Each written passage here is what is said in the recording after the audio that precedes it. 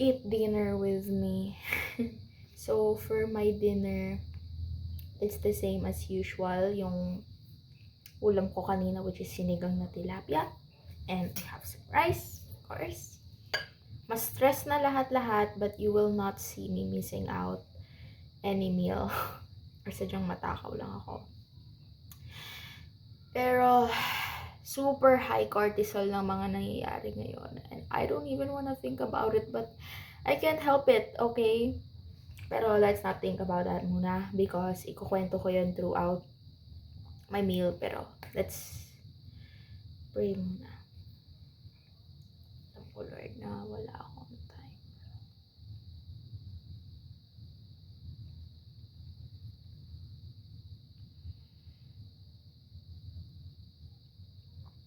Amen. Matatapos din lahat ng to. Lahat ng pinagdadaanan namin, matatapos din to. This is not the first time this happened. So, ngayon pa ba ako mababothered?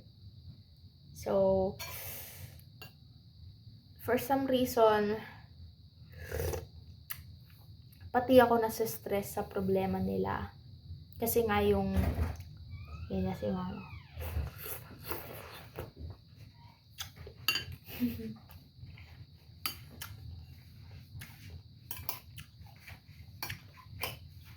Kitang-kita.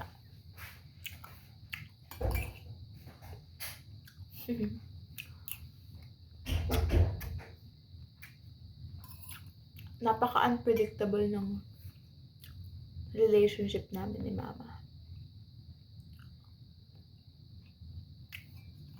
I don't even know what to feel. Kapag tinaasan ko yung ego ko, tataasan niya din. Pag mataas yung ego ko, mababa sa kanya. Pag mataas yung ego niya, tataasan ko. Pero no, I don't wanna think of the negative side. I wanna focus on the good things that will for surely happen. Pero again, katulad ng mga sinabi ko, I don't wanna keep focusing on the past and the future. I'm gonna focus on the present that is happening right now. And let me update you sa mga nangyayari. Ever since kanina, after ko mag-lunch, maligo, super, hindi na ako natapos sa mga pinapagawa sa amin. Pero hindi ako magko-complain. Sabi ko sa sarili ko, iiwasan ko na yung pagiging ganong tao. Masyadong nagko-complain. Hindi, pero seriously. So, ayun nga. So, kanina, online class kami and inattend ko lahat ng online class and I'm so happy that I did. Hindi lang for the fact na may kailangan kaming bayaran na violation kapag di kami umattend. Pero I'm so happy rin kasi may plus 5 kami dun sa exam, sa Gen Chem, which is already a huge help kasi midterm na yan. And also, hindi naman siya ganun nakaka-bothered kasi madali lang naman. Yun, ayoko ma-bad mood sa sinabi ni mama. She kinda makes sense din naman. Pero ayoko maapektuhan dahil kapag nagpa-apekto ako, magdadabog na naman ako, which is ilang beses ko na ginawa ngayong araw, which is also something not to be proud of. Kasi ang hirap mag-control ng anger issues. And I think I've failed a lot of times trying to do so. Pero at least I'm trying. Pero it's hard. Pero I'm trying. Super unpredictable nang nangyari ngayon. It's not like biniblame ko tong araw na to. It's not like this day is not worthy at all. It's just that I want to acknowledge everything that happened today. And of course, there's still a lot of things in the good side pa rin naman. It's just that super nagpapa-apekto ako sa mga nangyayari sa paligid ko and aminado naman akong naapektuhan talaga ako. Cheers!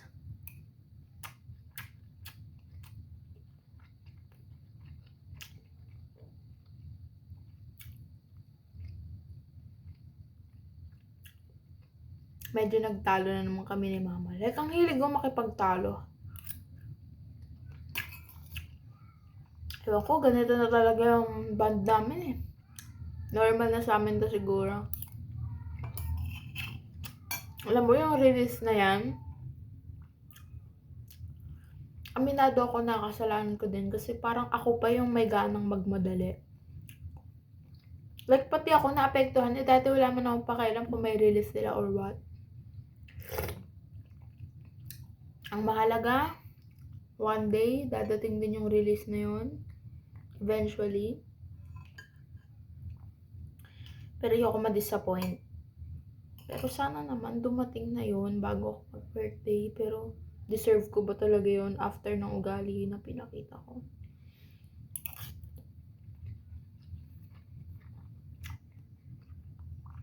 Pero bahala na.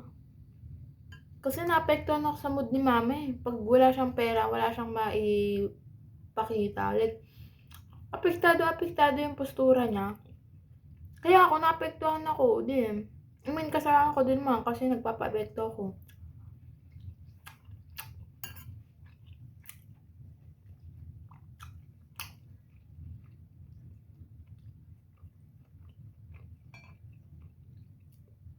By the way, nakahingi na ako ng pera kay mama. Kay mami, sakto lang yun. And this time talaga, uunahin ko ng gastos yung mga kailangan ko. Kasi, hindi naman siya ganun kalakihan. And, talagang desperate call lang talaga siya. Na-ashamed talaga ako. Kasi, puro na lang ganun yung rason ko. Feel ko di na ako papaniwalaan nila.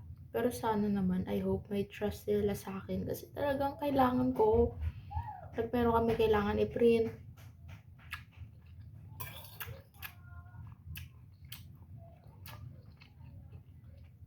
and unahin ko na talaga yun. Like, bukas, gagawin ko na yun. Kasi, ang lakas-lakas ko magreklamo na, hala, ang daming gagawin. Eh, kung ginagawa mo na, diba? Kaya bukas talaga, ipiprint ko na yun. And maybe ngayon, isa-start ko na rin gawin yung mismong, kasi story yun. Tapos, ita-translate namin into Tagalog. Kasi English yung binigay na version. Tapos susulatin din namin both English and Tagalog. And yung Tagalog, cursive siya. Tapos pagtapos na, ipe-present din siya. Diba? Galing. Pero okay naman siya. Ang iniintindi ko yung isa pa, yung sculpture namin sa ibang subject naman. Nahawak na rin. Monday daw yung deadline. Eh, ito na nga. Online class na naman kami tomorrow. Thursday na bukas. Tapos Friday, holiday yun eh. Kaya, whole week kami walang pasok. Alam mo, sa una lang talaga masaya eh, na walang pasok. Ganyan-ganyan. Pero when I think about it, hindi siya masaya. I mean, oo, may part na oo kasi for safety reason din. And makikipagsabayan ka ba naman sa bagyo. But at the same time, yung mga kailangan mong habulin and all. And nasasayang yung mga days na sana may natututunan kayo sa school na bago. Nakapag-activity kayo. Sayang, diba? Kaya sana next week, matapos na. And hindi maapektuhan yung exam day namin. At some point, ang brutal ko naman sabihin kung sana masuspend sa Monday and Tuesday. Kasi exam namin. No! And speaking of exam, ayun nga, kanina pa ako, puro notes, iba't ibang subject. Pero happy ako, I'm fulfilled kasi ang dami ko nang natapos and hindi ko na masyado problemahin yung notes na part. Yung review na lang and yung exam mismo, yung mga activities possible and P-task, yun na lang. So sa notes, medyo makakausad-usad naman ako and feel ko ipaprioritize ko muna yun ngayon.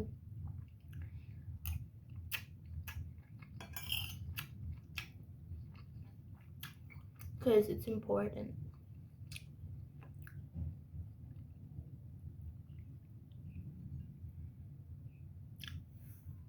Pero joke lang talaga yung sinabi ko kay mama kanina.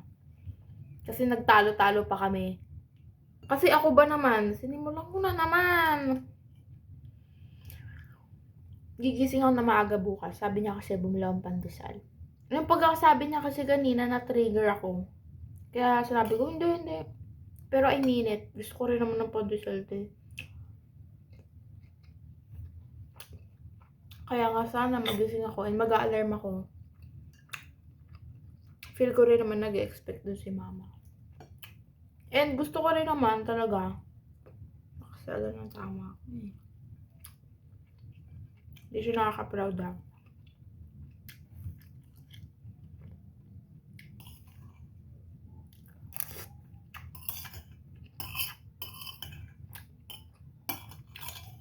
Taas kasi ng ego.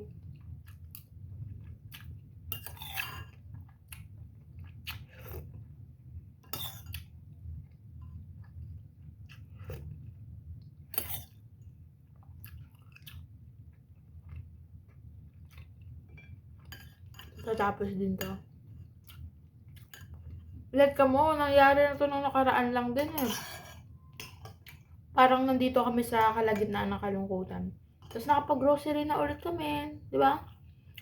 Like, tatapos din to.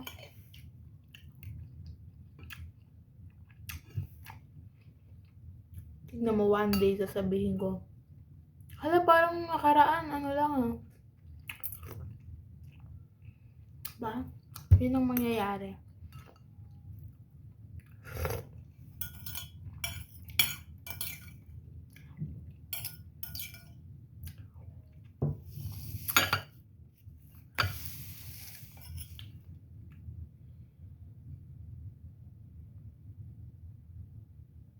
Ooh, the tinik is so satisfying. Tapos din to. Pero I hope, I wish pala, na ganito yung mindset na naisip ko every time. Kasi aminado ako hindi. Ang hirap mag-isip ng positive pag nasa lowest point ka ng buhay mo.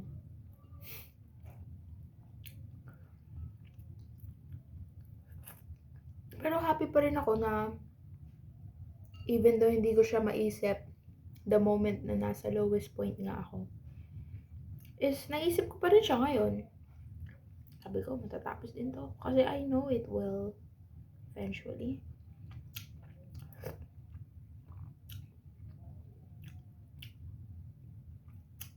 Itong bagyo, itong financial, itong mga P-task, ito, tatapos din yan. Tignan mo nga ito, hindi na masyadong visible eh.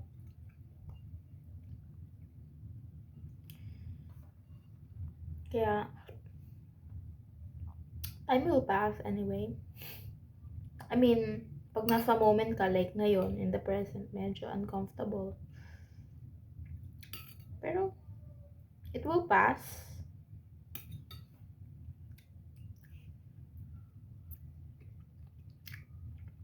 This will eventually pass, so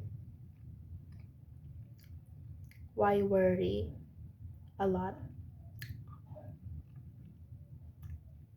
I mean, yes, obviously, normal lang mag-worry. Pero why a lot? Yung exam na yan, tatapos din yan. If I do my best ngayon, for sure, magiging confident ako sa resulta. Kasi I know I did my best. Because I worked for it. Like, ngayon, meron na akong stiff neck, kakasulat. Pero, I will be rewarded eventually. With high scores, high grades, and yung thought na matatapos din yun. Like, matatapos yun, literal, obviously.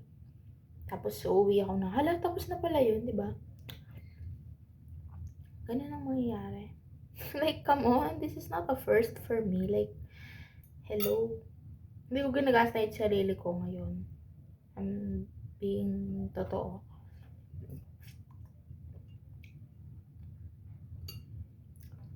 May part siguro in the future, sarili ko isipin na lang na, hala, ang OA ko lang pala ng time na yun.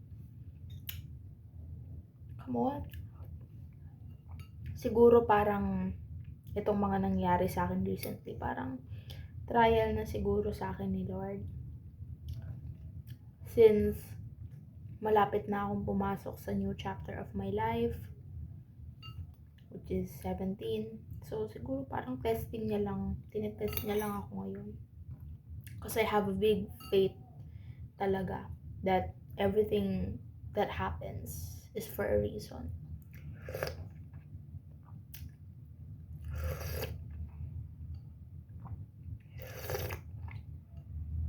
So, even though medyo naging eventful tayo, especially sa mood this day, there's still a lot of good things na nangyari ngayon that worth mentioning then. And yeah, basically this is my dinner. Super fulfilled and can't wait for the good days ahead. For now, in the present, let's focus on how to slowly get rid of this mga bagay na kailangan tapusin, because early is better than late. And kailangan nating matuto sa mga past mistakes natin.